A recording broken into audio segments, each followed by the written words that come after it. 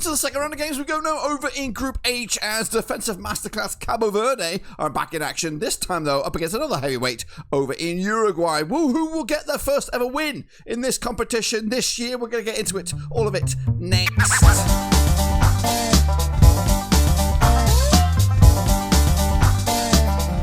That's right, folks, back once again with another video. Today we're going to look forward to the classic that's going to be Uruguay up against Cabo Verde in Group H. That's right, and we'll get to that in just 1 second. If you do what you mean, smash your subscribe. You're a one-stop shop for Blackburn Rovers World Cup previews. That's right, we're going to go all here under one Ruski. That's right, in a quite tight group, that is Group H.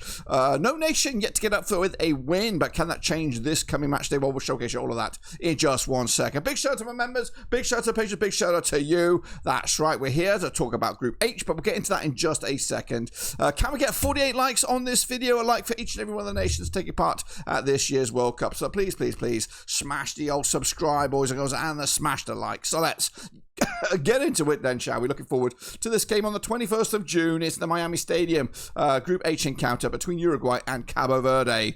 Of course, the Uruguayans coming into on the back of 3 successive draws in all shapes and all sizes, but winless in the last 5 games. As for Cabo Verde, they're unbeaten in the last 4, rocking a 67% form coming into this match. But let's have a look at how we got to the stage with Uruguay, of course, coming at you as co-NBL 4th place finishers in their respective South American qualification phase. They qualified on the 4th of September 2025. They've been here 15 times in the past. Last time in 2022, they were on a streak of 5 successive tournaments.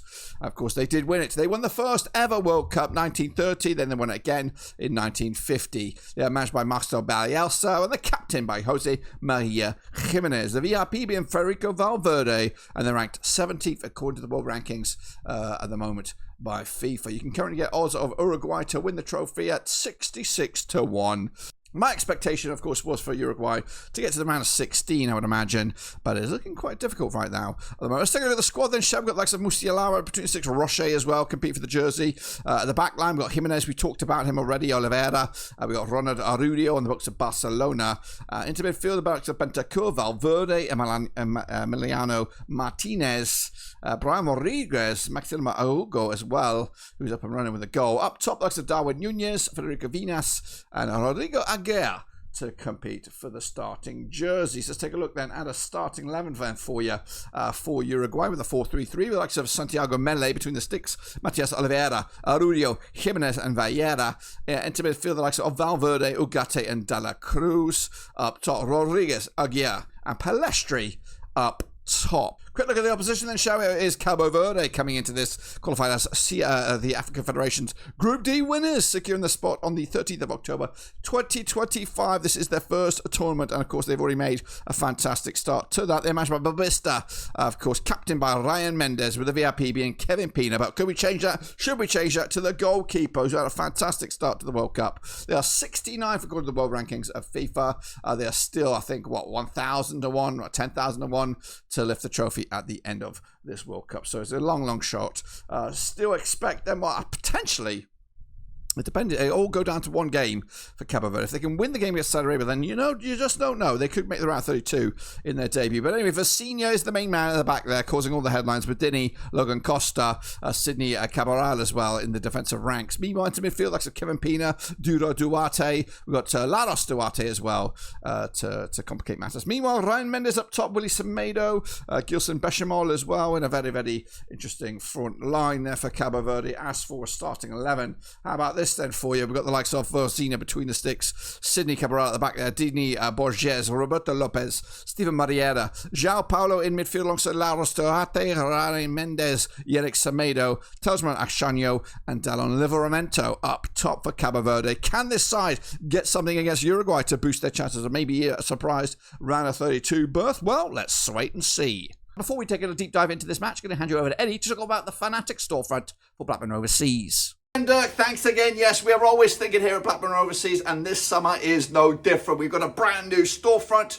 courtesy of Fanatics, our new partner. Big shout out to those guys. Link to that storefront is in the description down below. It also, hopefully, fingers crossed, should be on the screen right about now. Of course, we've got merchandise for Blackburn Rovers, official merchandise that is, World Cup as well. We've got all the good stuff. Make sure to check it out. If you're a sports fan, Fanatics is the place to be. Check that sucker out. Of course, every purchase you do helps the channel in some way, somehow, of course. But until then, it's back to Dirk in the studio. Quick look at the situation over in Group H then, shall we? Of course, as you see, it's all square between each and every one of the nations coming out of this one. But currently, Saudi Arabia top the charts with, I don't know, goal difference. I don't even know. Uruguay are in second spot here and now. But following on from the conclusion of this game, Uruguay will switch focus to Spain, and then Cabo Verde will take on Saudi Arabia. And of course, huge games across the board here, which means we're going to go down to the wire here in this group to see who qualifies and who doesn't qualify.